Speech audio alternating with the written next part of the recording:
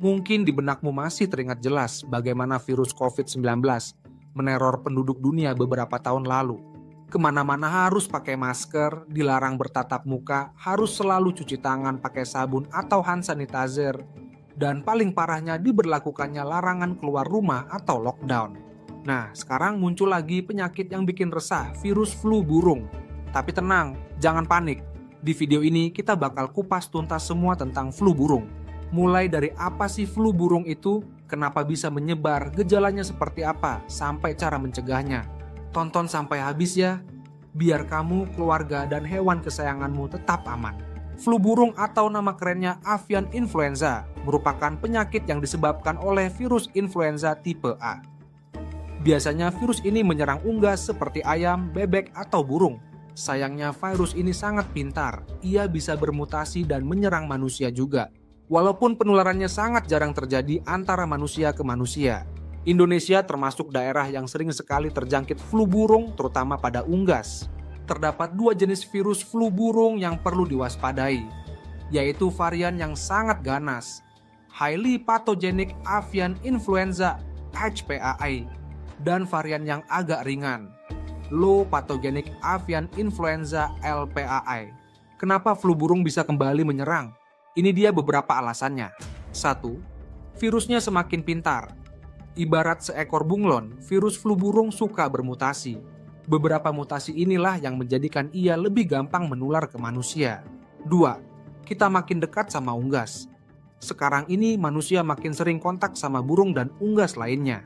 Misalnya, peternakan ayam atau turis yang suka foto-foto sama burung liar. Ini meningkatkan risiko ketularan. 7 ya. Iklim juga berpengaruh. Perubahan iklim bikin penyebaran virus flu burung jadi makin tidak terkontrol.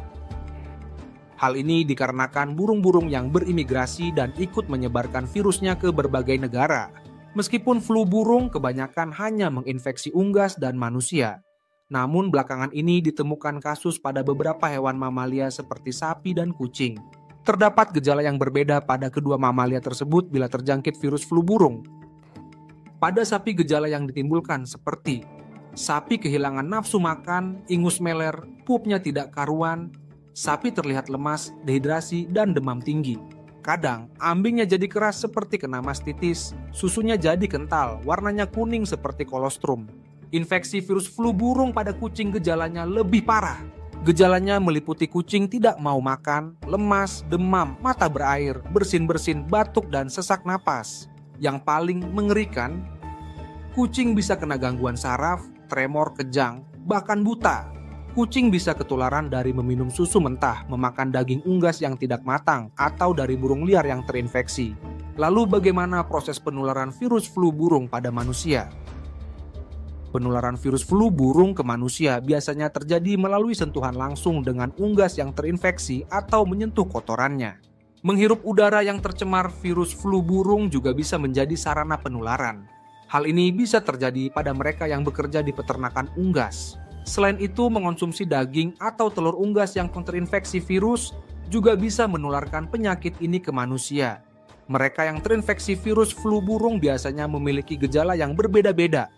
Namun umumnya gejalanya berupa demam tinggi yang terjadi tiba-tiba, batuk, sakit tenggorokan, nyeri otot, sakit kepala, diare, sesak napas, bahkan pneumonia atau paru-paru basah. Ingat, flu burung dapat disembuhkan jika gejalanya masih ringan dan belum terjadi peradangan pada paru-paru. Namun, flu burung yang parah dapat mengganggu saluran pernapasan seperti hipoksemia dan pneumonia. Melakukan pencegahan jauh lebih baik daripada mengobati. Jadi, agar terhindar dari penularan virus flu burung perlu dilakukan pencegahan. Hindari melakukan kontak langsung pada unggas. Begitupun dengan manusia atau hewan yang terinfeksi. Jangan sentuh bangkai dan kotoran unggas yang terinfeksi untuk mencegah adanya virus yang bisa menular. Rajinlah cuci tangan pakai sabun dan air mengalir. Hindari menyentuh mata, hidung, dan mulut sebelum cuci tangan. Bila kamu bekerja di peternakan unggas, sebaiknya menggunakan alat pelindung seperti masker, sarung tangan, dan apron. Mengonsumsi telur dan daging unggas wajib dimasak hingga matang. Jika kamu merasa mengalami gejala-gejala flu burung, jangan panik. Segera konsultasikan ke dokter dan jangan ditunda. Makin cepat diobati, makin besar pula peluang sembuhnya. Lakukan isolasi mandiri. Jauhkan diri dari orang lain untuk sementara waktu agar virusnya tidak menular ke orang tercinta. Ikuti saran dokter. Minum obat yang diberikan oleh dokter dan istirahatlah yang cukup. Flu burung memang berbahaya, tapi kalau kita semua waspada dan melakukan tindakan pencegahan yang benar, kita pasti bisa melawan penularannya. Jaga kesehatan kalian dan keluarga. Jangan lupa like dan share video ini ke semua teman dan keluarga, biar makin banyak yang peduli sama flu burung. Sampai jumpa lagi di video selanjutnya.